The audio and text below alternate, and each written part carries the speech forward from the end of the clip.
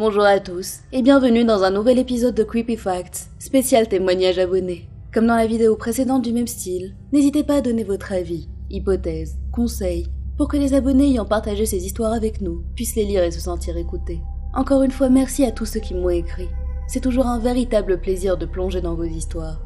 Avant de commencer, je voudrais préciser que cette vidéo est sponsorisée par Paranormal Hunters, une série audio centrée sur l'horreur et le paranormal, créée par Kobo Original, que j'ai personnellement beaucoup aimé. Je vous en parlerai plus en détail à la fin de la vidéo.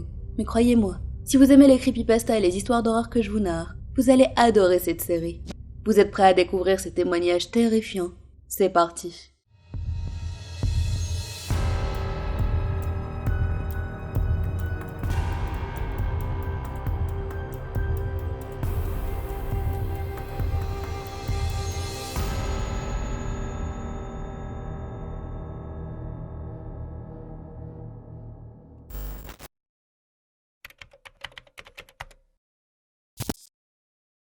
L'expérience paranormale que je vais vous raconter m'a profondément apeurée et perturbée.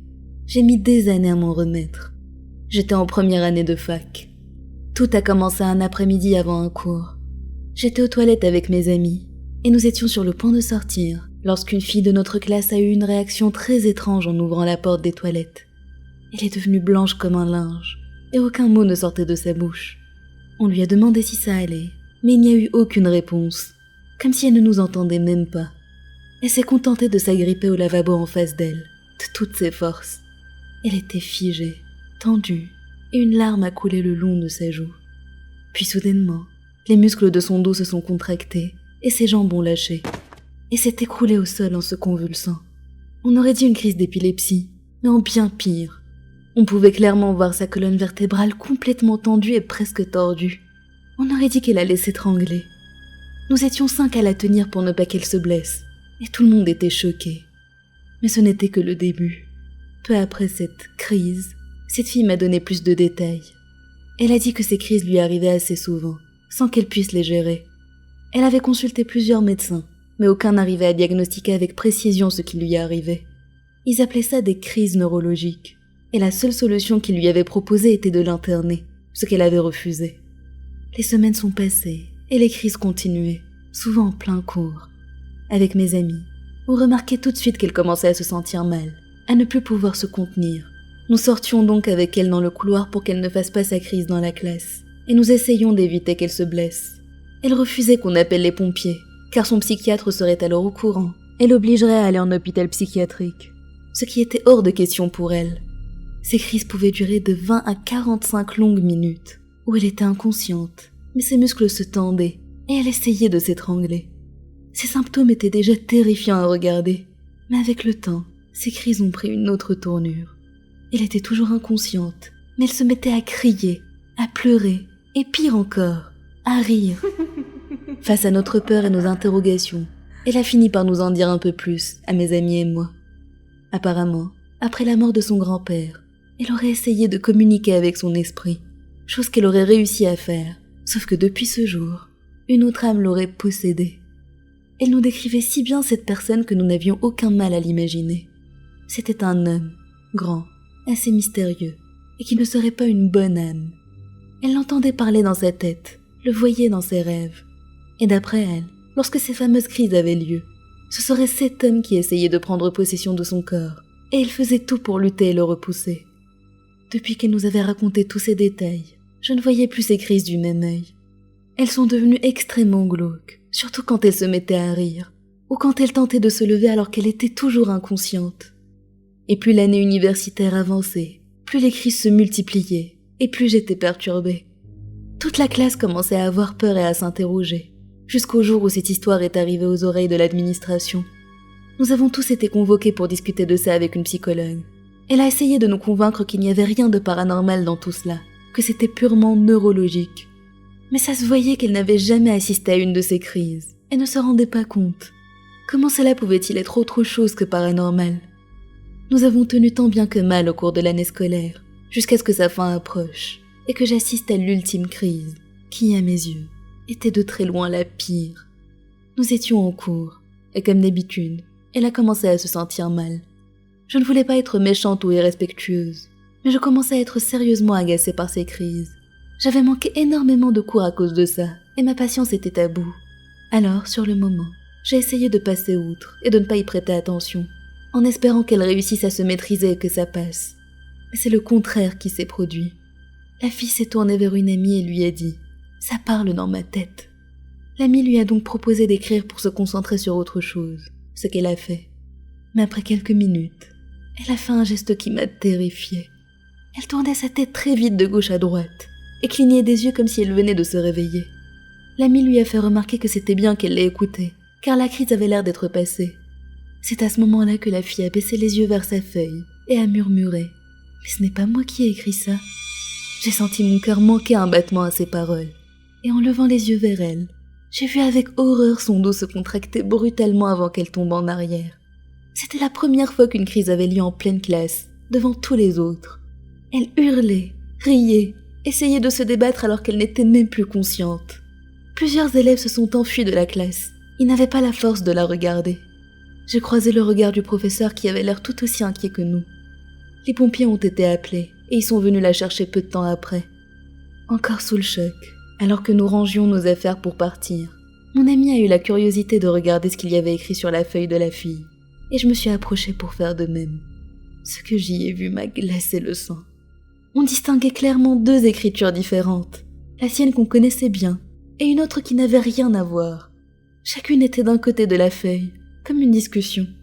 Je n'ai pas retenu tout ce qu'il y avait écrit, mais le plus angoissant étaient ces quelques mots. Pauvre petite Jeanne, pourquoi elle? Elle doit mourir. Inutile de préciser que nous ne connaissions évidemment aucune Jeanne. Nous n'avons plus jamais assisté à une autre crise après ça. La pauvre fille a été interdite de cours jusqu'à la fin de l'année.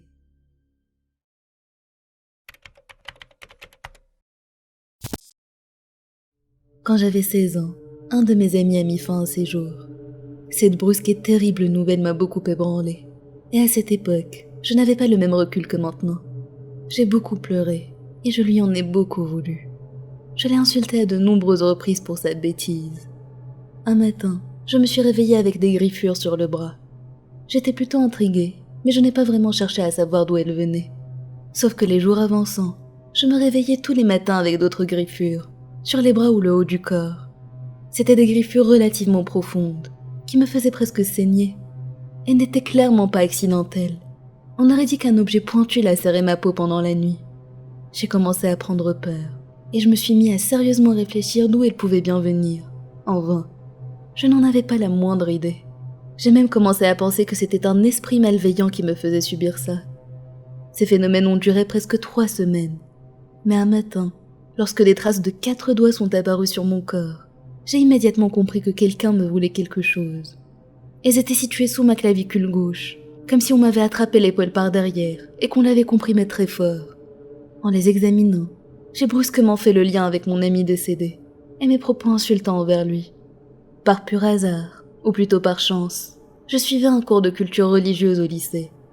Et ce jour-là, on a parlé de possession, de lieux hantés et des choses comme ça. Je n'ai même pas eu le temps de poser ma question sur comment se débarrasser de quelque chose qui nous suit, que ma professeure y répondait déjà. Elle a dit que si quelque chose comme ça nous arrivait un jour, il suffisait de prier Dieu, de lui demander d'accepter l'âme perdue, puis demander gentiment à cette même âme de partir. Le soir même, je suis allée appliquer ces dires dans ma chambre. Ne croyant pas au Tout-Puissant, j'ai directement commencé à parler à l'âme perdue. Je me suis excusée à haute voix, prouvant ma sincérité par mes larmes, pour toutes les insultes que j'avais lancées à mon ami, en espérant intérieurement que c'était bien à lui que je m'adressais. Je lui ai également proposé de rester, à condition qu'il ne s'en prenne plus jamais à moi. Je lui ai affirmé que je n'avais besoin d'aucune manifestation de sa part pour me souvenir qu'il est près de moi, car jamais je ne l'oublierai. Ça a fonctionné, car après cela, je n'ai plus jamais eu de marques ou de griffures sur le corps, et tout est redevenu normal.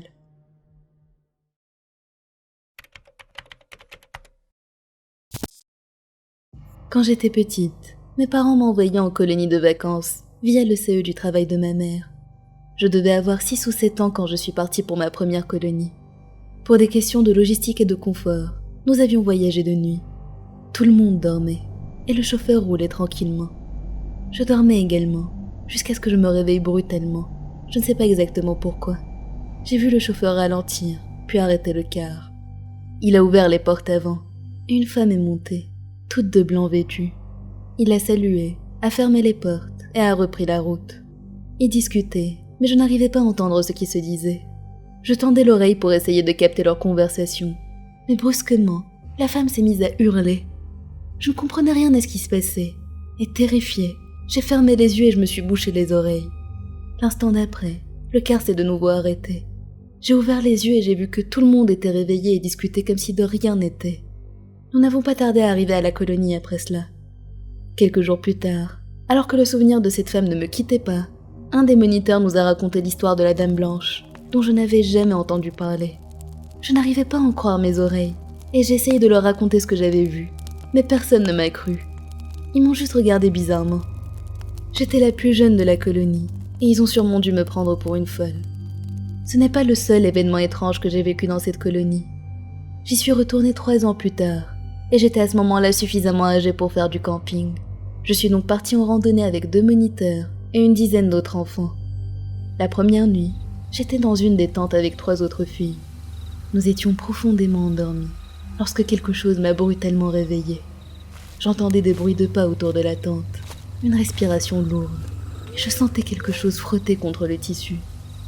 J'ai réveillé ma voisine, mais elle a simplement grommelé que c'étaient les moniteurs qui faisaient une ronde. J'ai essayé de me rendormir, mais j'étais terrorisée. Le lendemain matin à la première heure, j'ai demandé aux moniteurs si c'était bien eux à l'extérieur de nos tentes cette nuit. Mais surpris, ils m'ont répondu que non, qu'ils n'étaient pas sortis de la nuit. Malgré toutes ces histoires effrayantes, j'ai quand même tenu à y retourner, de nouveau 3 ans plus tard. Je me disais qu'à 13 ans, j'étais suffisamment âgée pour ne plus avoir peur du noir et des fantômes. Mais j'ai vite déchanté quand la fameuse nuit de camping est arrivée. Nous devions établir notre camp dans un champ, près de notre club d'équitation. Je n'étais pas rassurée, je l'avoue, mais j'étais déterminée à aller jusqu'au bout. Au fond du champ, il y avait également une tente, mais nous n'avions jamais vu à qui elle appartenait. Bref, cette nuit-là, après une soirée passée à nous amuser, nous sommes allés nous coucher. Je dormais profondément, jusqu'à ce que mon ami me réveille en chuchotant, me disant qu'il y avait du bruit dehors. Je me suis figée, et j'ai entendu exactement les mêmes bruits qu'il y a 3 ans. Pas, respiration, frottement. Nous sommes restés collés l'une contre l'autre jusqu'au petit matin. On essayait de se rassurer en se disant que c'était sûrement les voisins, même si on ne les avait jamais vus. Le lendemain, nous devions passer une nouvelle nuit à la Belle Étoile. La journée est très vite passée, et le moment tant redouté est arrivé. La nuit est tombée, et nous sommes allés nous coucher. J'ai réussi tant bien que mal à m'endormir, mais j'ai de nouveau été brutalement réveillée, couverte de sueur froide. Les bruits étaient de retour. Pas, respiration, frottement. La nuit touchait à sa fin, et le jour n'allait pas tarder à se lever, ce qui me permettait de distinguer ce qu'il y avait de l'autre côté de la tente. Et il n'y avait rien justement. Aucune ombre, aucune silhouette, personne. Juste la respiration, les pas et les frottements. Mon ami s'est réveillé terrorisé en poussant un cri, et envahi par la panique, j'ai donné un violent coup de poing à la chose invisible à travers le tissu. Les bruits se sont tout de suite arrêtés. Tout le monde est sorti des tentes dans un grand remue-ménage, et quand nous leur avons expliqué ce qui s'était passé, les filles ont accusé les garçons d'avoir voulu nous jouer un mauvais tour. Mais aucun d'entre eux ne portait les traces d'un coup au visage. Et de plus, s'il y avait vraiment eu quelqu'un, je l'aurais clairement vu. Les moniteurs ont déclaré que ça devait être les voisins de l'autre côté du champ qui étaient responsables, et ils sont allés les voir. Mais il n'y avait évidemment personne. À ce jour, je me demande toujours ce qui peut bien rôder là-bas. Voilà, c'est la fin de cette vidéo, j'espère qu'elle vous a plu. Comme d'habitude, n'hésitez pas à réagir en commentaire sur ces différentes histoires. Les abonnés qui les ont partagées et moi-même avons hâte de lire ce que vous en avez pensé. Pour en revenir à ce que je vous disais au début de cette vidéo, je voudrais vous présenter Paranormal Hunters, une création Kobo originale, qui est une série audio dans le thème de l'horreur et du paranormal. Si vous ne connaissez pas Kobo, il s'agit de la société spécialisée dans les liseuses et les livres numériques et audio. Elle s'est récemment lancée dans la création de sa propre collection de livres audio, sous le nom de Kobo Original, et Paranormal Hunters est justement leur première création française. Pour la décrire rapidement, cette série nous plonge dans le quotidien de 4 enquêteurs de phénomènes paranormaux, qui vont traiter plusieurs affaires, allant de maisons hantées à des créatures démoniaques terrifiantes. La série se compose de 3 épisodes d'une 40aine de minutes, ce qui fait plus de 2 heures de contenu au total. Le premier épisode traite d'une affaire de maison hantée. Le deuxième est centré autour d'une affaire d'ovni. Et le troisième vous entraînera au cœur des bois pour une affaire de loup-garou. Pour découvrir cette série, vous avez la possibilité d'acheter la toute nouvelle intégrale qui vient de sortir à l'occasion d'Halloween, et qui regroupe les 3 épisodes au prix très intéressant de 9,99 €. D'ailleurs, pour les plus rapides d'entre vous, je vous réserve une petite surprise dans la description de la vidéo, qui vous permettra de l'obtenir à un prix encore plus intéressant. Personnellement, en tant que grande fan de creepypasta et d'histoires d'horreur audio, j'ai toujours essayé à ma manière de faire découvrir ça à un maximum de personnes. C'est même une des raisons qui m'ont poussé à créer ma chaîne. Et voir une société de renom se lancer dans les séries d'horreur audio me fait très plaisir. N'hésitez donc pas à les soutenir et à en parler un maximum autour de vous, pour participer également à votre manière, à faire découvrir ce genre de contenu à un maximum de monde. Toutes les infos concernant Paranormal Hunters se trouvent en description. N'hésitez pas à y jeter un coup d'œil. Et avant de vous laisser, je vous mets un petit extrait de la série. À bientôt. Anton, tu as trouvé un endroit où vous installer? La retransmission caméra fonctionne? Tu m'entends au micro? Oui Lola, je suis là. Tout fonctionne parfaitement. Alors, j'installe le Ouija sur le lit et... pour ensuite débuter la séance. Tout va bien se passer Lola. Je veille sur toi. Ok, je me lance. Est-ce qu'il y a une entité qui souhaiterait parler avec moi ici?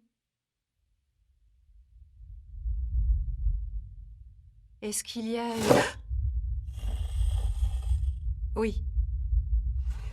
Ok. Quel est ton nom? Z... O... Z... O... Z... Ok, je crois que je suis tombée sur un petit plaisantin. Attends, je vais faire une recherche sur Internet, on sait jamais. Merci Anton. Je vais tenter de voir s'il y en a d'autres. Tout à l'heure, lorsque j'étais en transe, il m'a semblé percevoir d'autres entités. Qu'est-ce qui gèle dans cette pièce? Bon sang! Quoi? Qu'est-ce qui se passe? Je n'ai plus les doigts posés sur le Ouija, mais la goutte continue de bouger seule sur la planche. Il a pris les commandes. À croire qu'il ne veut pas me laisser discuter avec les autres qui sont présents dans cette maison. Lola. Anton! Je crois qu'il n'est vraiment pas content. Écoute Lola. Patiente encore un peu, je vais essayer de contacter Will ou Luc pour que l'un des deux te rejoigne. Mais en attendant, ferme la conversation avec cet esprit. Paranormal Hunters. Vous n'éteindrez plus jamais la lumière.